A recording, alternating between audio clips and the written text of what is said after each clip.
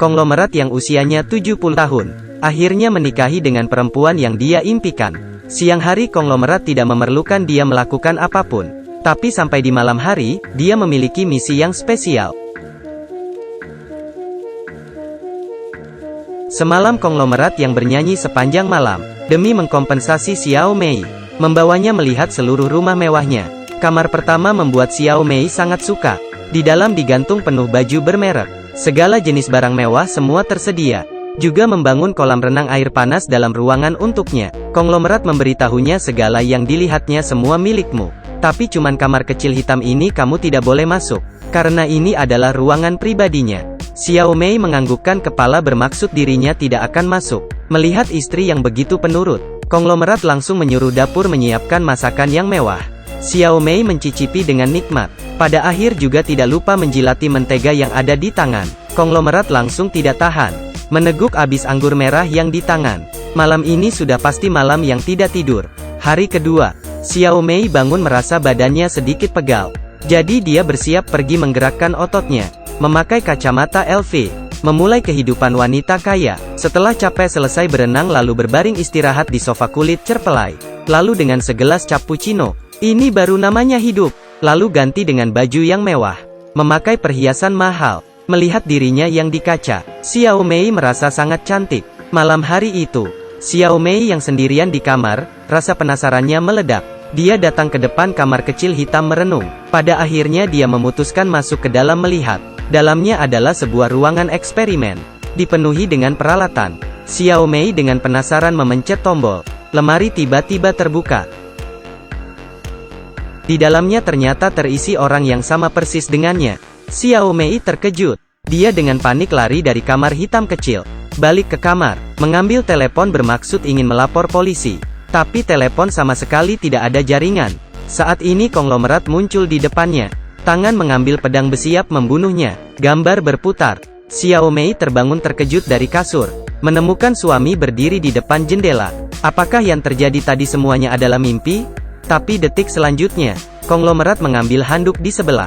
Merendam sebentar dengan air. Lalu berputar badan jalan ke arah Xiao Mei. Konglomerat yang berusia 70 tahun. Di hari pernikahannya yang ketiga. Sudah bersiap membunuh istrinya. Melihat dia mengambil handuk yang basah. Detik selanjutnya langsung menahan istri di lantai dengan mati-matian. Xiao Mei dengan sekuat tenaga baru bisa lepas. Dia dengan cepat turun. Tapi menemukan pintu sudah dikunci. Rumah yang mewah. Sekarang sudah menjadi kandang yang tidak bisa lepas. Dan orang kaya yang mementingkan ritual. Menjadikan bunuh orang sebagai sebuah seni. Dia dengan tenang memakai sarung tangan putih. Bermaksud untuk meninggalkan mayat utuh untuk istrinya. Datang ke depan dan menutup rapat mulut dan hidung Xiao Mei. Di saat konglomerat mengira istrinya sudah terbius, Xiao Mei tiba-tiba membuka mata. Mengambil pisau langsung menyucuk mati konglomerat. Lalu menarik mayat ke depan pintu. Tapi pintu tetap tidak bisa dibuka. Xiao Mei hanya bisa membersihkan tempat kejadian dulu. Mengganti baju yang bersih. Duduk di sofa membaca buku berpura-pura tidak terjadi apa-apa. Saat ini pengurus rumah dan Xiao Shuai datang ke villa. Melihat Xiao Mei yang masih hidup. Mereka berdua sangat terkejut. Xiao Mei berbohong konglomerat masih beristirahat di atas. Pengurus rumah setelah mendengarnya, sudah tidak bisa berdiri. Dia merasa konglomerat pasti sudah tiada. Langsung penyakit jantung kambuh tergeletak di lantai. Ambulan sampai dengan tepat waktu. Menolongnya. Kalau kamu pergi sekarang, polisi pasti akan menangkapmu.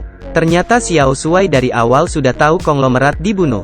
Dan menyatakan dirinya juga sangat membenci konglomerat. Jadi bersama Xiao Mei bersama memberesi mayat. Lalu dia menyuruh Xiao Mei membawa uang di safety box. Dengan cepat meninggalkan sini.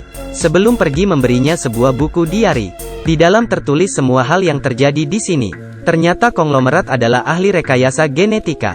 Saat usia 60 tahun kehilangan istri tercintanya. Tetapi dengan mengkloning DNA. Membuat 6 lagi yang sama persis. Mengambil salah satunya dijadikan istri. Sisanya dikurung di kamar kecil hitam.